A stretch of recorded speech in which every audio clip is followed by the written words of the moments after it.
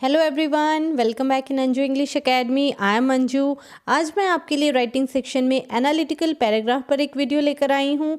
Analytical paragraph इसे class 10th के revise syllabus में ऐड किया गया है। तो चलिए देखते हैं एनालिटिकल पैराग्राफ होता क्या है। पैराग्राफ के बारे में तो आपने सुना ही होगा। अब ये एनालिटिकल पैराग्राफ क्या होता है, तो इसमें जो नया वर्ड एनालिटिकल जोड़ा गया है वो एनालिसिस से बना है। और एनालिसिस का मतलब होता है विश्लेषण करना, किसी चीज़ को अच्छे से उसको एनालाइज करना कि उसमें क्या बताया गया है। अब आपके बोर्ड एग्जाम में जो क्वेश्चन आएगा एनालिटिकल पैराग्राफ के ऊपर, उसमें आपको क्या एनालाइज करना होगा।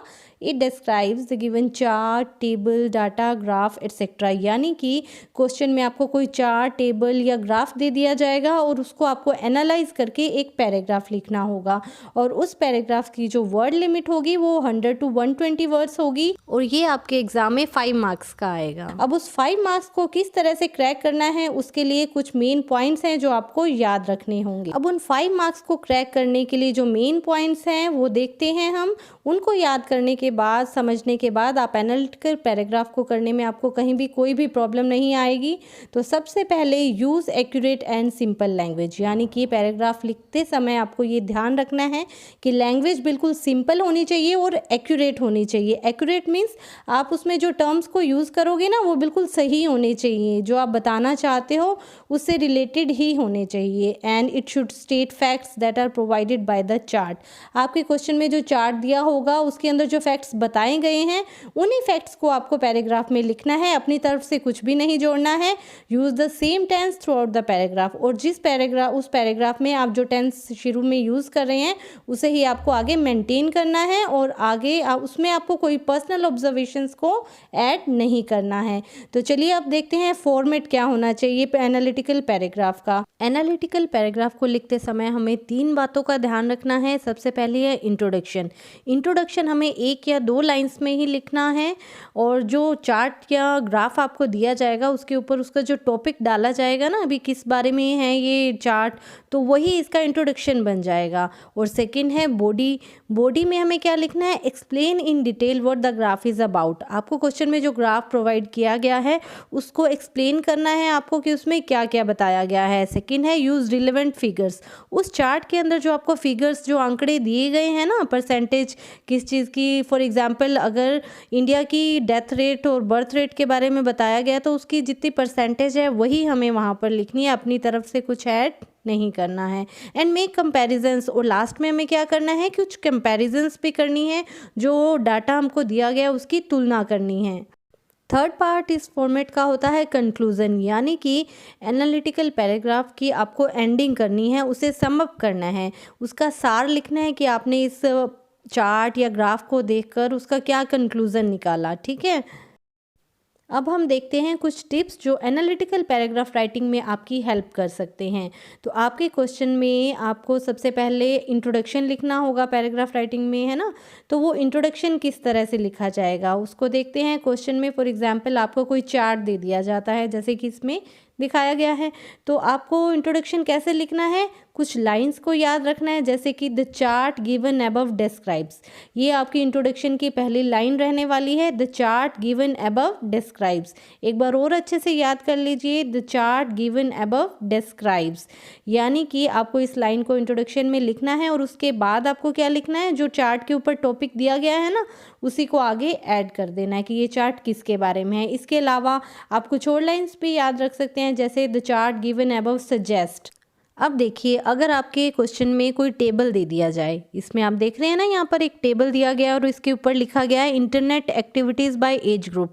तो आपको इंट्रोडक्शन कैसे लिखना है, the table given above describes about internet activities by age group. तो देखिए इस तरह से ये हमारा बन गया इंट्रोडक्शन। ठीक है, एनालिटिकल पैराग्राफ को एक एग्जाम्पल से समझते हैं। तो आपके सामने ये जो क्वेश्चन दिया गया है ये सीबीएसई ने जो बोर्ड एग्जाम के सैम्पल पेपर्स जारी किए हैं ना उसमें से लिया गया है। तो चलिए इसको डिस्कस करते हैं।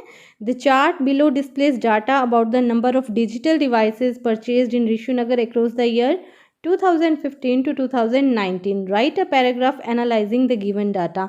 अब देखिए आपको इसमें क्वेश्चन में एक चार्ट दिखाई दे रहा है, इसमें परचेज दिखाया गया डिजिटल डिवाइसेस का। ठीक है। तो वो 2015 से लेकर 2019 तक कितनी डिवाइसेस परचेज़ की गई मार्केट में, उसका सारा डाटा इसमें दिया गया है। सबसे पहले तो हमें इस चार्ट को समझना है और उसके बाद हम इसके ऊपर एक पैराग्राफ लिखेंगे।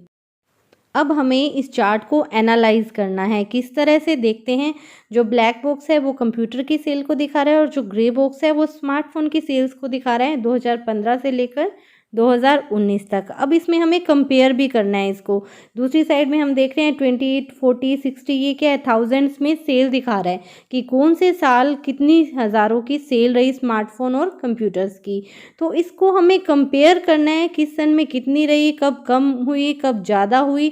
तो इसको कंपेयर करने से पहले हमें कुछ वर्ड्स को देखना होगा। अब स्मार्टफोन और कंप्यूटर की सेल के बीच में जो डिफरेंस है उनको हम कंपेयर कर सकते हैं। और उस कंपैरिजन के लिए हम किस तरह के वर्ड्स को यूज़ कर सकते हैं, देखिए, a pattern of growth, striking increase, decline, similarity, striking difference, starting to rise, highest, lowest, कब सेल हाईएस्ट रही, कौन से सन में लोएस्ट रही। इस तरह के वर्ड्स को यूज़ करके हम एक अच्छा सा पैराग्राफ लिख सकते हैं और 5 मार्क्स को क्रैक कर सकते हैं। तो चलिए एक पैराग्राफ लिखना शुरू करते हैं। The chart given above describes about the number of digital devices purchased in Rishinagar across the years 2015 to 2019। तो ये हमारा इंट्रोडक्शन बना पैराग्राफ का। हमने क्या लिखा, the chart given above describes about, और उसके बाद चार्ट के ऊपर जो क्वेश्चन पेपर में चार्ट के ऊपर हेडिंग दी हुई थी उसको हमने एज इट इज़ लिख दिया, the number of digital devices purchased in Rishinagar across the years 2015 to 2019। तो ये एक सिंपल सा इंट्रोडक्शन बन गया। अब हम पैराग्राफ की बॉडी देखते हैं। There has been a steady increase in the purchase of both smartphones and computers from 2015 to 2017, but in the year 2018 the number of computer purchase reduced to 45,000 from approximately 81,000. Smartphone sellers too witnessed a 10% decrease in the annual sale in 2018. However, the next year itself saw a boom in the purchase of smartphones and computers. यानी कि 2018 में smartphone और जो computers थे उनकी cell नीचे गिरी थी, decrease हुई थी, और नेक्स्ट ईयर इसमें बूम आया, यानी कि ये बढ़नी शुरू हो गई।